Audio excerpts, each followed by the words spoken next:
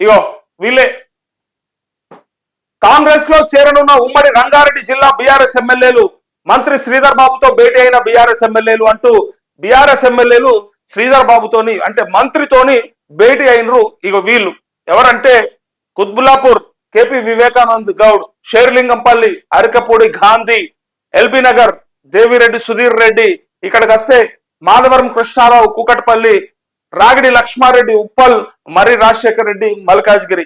ఈ 6 ఎమ్మెల్యేలు అతి త్వరలో అంటే ఇయల్లో రేపటికల్లా ఈ వార్త మనమే చదువుతాం. ఈ 6 ఎమ్మెల్యేలు ఈసారి పార్టీ మారడానికి ప్రయత్నం చేస్తారు. ఈసారి కాదు, గతంలో కూడా మారలే.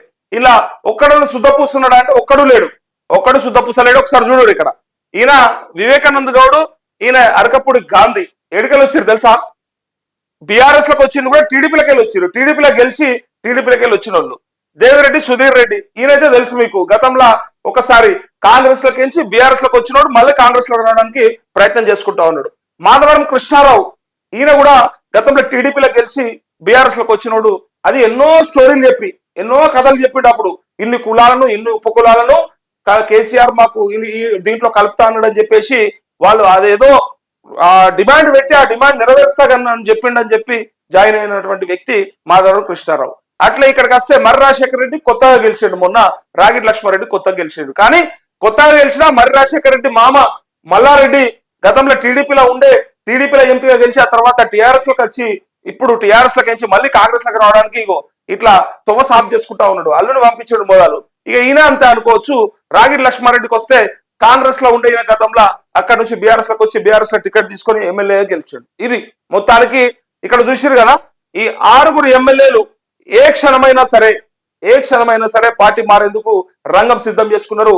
ఈ దొంగలని నియోజకవర్గాల వారీగా మరి వాళ్ళ ప్రజలు ఎందుకోసం గెలిపించిర్రు, వీళ్ళు ఏ పార్టీలో ఉండాలని గెలిపించిర్రు, ఏ పార్టీ కోసం కొట్లాడాలని గెలిపించిర్రు, ఆ క్షణంలో రాష్ట్రమంతా కాంగ్రెస్ గాలి వీస్తుందని తెలిసినప్పటికీ కూడా మా దగ్గర బీఆర్ఎస్ మాత్రమే ఉండాలి, కేసీఆర్ కేటీఆర్ మాత్రమే ఉండాలి మాకు నాయకులుగా అని చెప్పి వీళ్ళని గెలిపిస్తే ఈ దొంగలు ఇలా ఎటు పోతున్నారు, ఎక్కడ పోతున్నారు? మిమ్మల్ని గెలిపించింది దేనికోసం? వాళ్ళు మీరు చేస్తున్న పని ఏంటిది? ఇప్పుడు వీళ్ళు ఏమనంటే నియోజకవర్గ అభివృద్ధి అని చెప్తారు. ఇక నియోజకవర్గ అభివృద్ధి అని ఉంటుంది. ఇక వార్త చూడు ఒకసారి. సెక్రటేరియట్ లో మంత్రి శ్రీధర్ బాబుతో భేటీ, నేడో రేపో పార్టీ మారొచ్చని ప్రచారం కాదు, ఇదే వాస్తవం, ఇదే నిజం కూడా. ఇంకా చాలా మంది ఉన్నారు. ఈ 6 అయితే ఫస్ట్ అభివృద్ధి కోసమే కలిసామని చెప్పి అభివృద్ధి అట. ఎవరి అభివృద్ధి కోసం, ఎవరి ఇంటి అభివృద్ధి కోసం ప్రయత్నం చేస్తా ఉన్నారు? ప్రజల అభివృద్ధి కోసం ఎన్నడన్నా పాటుపడ్డ రైళ్లు 100,000 కోట్ల రూపాయలు ఎన్నికల ఖర్చులు పెట్టి గెలిచిన తర్వాత వాళ్ళకి నచ్చిన పార్టీలకు పోతే నచ్చిన పార్టీకి పోయే స్వేచ్ఛ నీకు ఉన్నది. ఎప్పటి వరకు? నువ్వు పోటీ చేసి గెలవనంత వరకు. అప్పుడు నువ్వు ఎన్ని పార్టీలు మారినా నేను ఎవరు అడగడు, నీ ఇష్టం అది. కానీ ఇప్పుడు ఒక ప్రజాప్రతినిధిగా గెలిచిన తర్వాత నువ్వు పార్టీ మారాలంటే పార్టీ ఫిరాయింపుల చట్టం నీకు వర్తించకుండా ఉండాలంటే చేయాల్సిన పని చేయాలి. రాజీనామా చేసి పోనుంట్రీ సన్నాసులారా, రాజీనామా చేసి ప్రయత్నం చేసుకోనుంట్రీ. దమ్ముంటే రాజీనామా చేస్తా కదా తెలిసేది.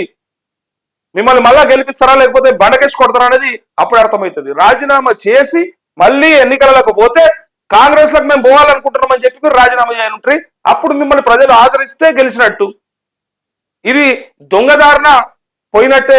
ఆ ప్రజలు కూడా మరి భవిష్యత్తులో వీళ్ళకు చూపిస్తారు. ఆయా నియోజకవర్గ ప్రజలు వీళ్ళకు రిజల్ట్స్ చూపిస్తారు ఏందనేది. ఎమ్మెల్యేలు వరుసగా పార్టీని వీయడం బీఆర్ఎస్ ఉక్కిరిబిక్కిరి చేస్తుంది. గద్వాల ఎమ్మెల్యే కృష్ణమోహన్ రెడ్డి ఇస్తాం కండువా కప్పుకున్న కొన్ని గంటల్లోనే ఉమ్మడి రంగారెడ్డి జిల్లాకు చెందిన గులాబ్ ఎమ్మెల్యేలు అరకపూడి గాంధీ, వివేకానంద, మాధవరం కృష్ణారావు, సుధీర్ రెడ్డి, బండారు లక్ష్మారెడ్డి, అట్లే రాజశేఖర్ రెడ్డి, బండారు లక్ష్మారెడ్డి, సారీ ఆయన రాగిడి లక్ష్మారెడ్డి కాదు, బండారు లక్ష్మారెడ్డి. సో శనివారం సెక్రటేరియట్ లో మంత్రి శ్రీధర్ బాబును కలవడం చర్చనీయాంశమైంది. నియోజకవర్గ అభివృద్ధి కోసమే మంత్రిని కలిసినట్టు వీరు చెబుతున్నా. కాంగ్రెస్ లో చేరేందుకు భేటీ అయ్యారంటూ సోషల్ మీడియాలో జోరుగా చర్చ జరుగుతుంది. సో కాంగ్రెస్ లోకి బీఆర్ఎస్ గద్వాల ఎమ్మెల్యే నిన్ననే చెప్పిన మనం బండ్ల కృష్ణమోహన్ రెడ్డి చేరుతా ఉన్నాడు అని చెప్పి అన్నట్టే చేరిపోయాడు. దీపదాస్ మున్షి సమక్షంలో చేరిన బండ్ల పార్టీ కండువా కప్పి ఆహ్వానించిన సీఎం రేవంత్ అంటూ ఎందుకు అనిపిస్తుందో ఎట్లా అనిపిస్తుందో వాళ్ళ కొంచెమన్నా సిగ్గు అయితే అనిపిస్తలేదు. నాకైతే మరి ఎందుకు సిగ్గు అనిపిస్తలేదు మరి అర్థమైతలేదు. అసలు వాళ్ళకి ఎందుకు అట్లా ఆలోచనలు వస్తున్నాయో మరి ఏది కరెక్ట్ అనిపిస్తుందో వాళ్ళే నీతులు చెప్పి ఒకప్పుడు వాళ్ళే రాళ్లతో కొట్టి చంపమని చెప్పినాక ఇవాళ వాళ్ళనే చేర్చుకోవడం అనేది మరి వీళ్ళకన్నా సిగ్గు ఉండాలి, వాళ్ళకన్నా సిగ్గు ఉండాలి. చేరేటోనికన్నా ఉండాలి, చేర్చుకునేటోనికన్నా ఉండాలి. ఎవరికి లేదు, విడిచిపెట్టిరు మొత్తం. ఇక ప్రజలు కూడా నవ్విపోదురు కాక నాకేంటి సిగ్గు అని అంటారు చూడు, ఆ సామెతలకు సరిపోతుంది. ఎవరు నవ్వుతే మాకెందుకు, ఎవరు నవ్వుతే మాకెందుకు, మేము మంచిగుంటే చాలు అని డిసైడ్ అయిపోయారు. ఈ పార్టీ మార్పులు ఇంకొక నెల రోజుల దాకా ఇదే జరుగుతూనే ఉంటుంది తంతిగా.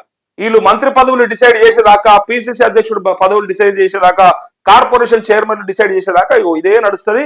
పూర్తిగా కేసీఆర్ ని ఒంటరి చేయడానికి ప్రయత్నం చేస్తా ఉన్నారు.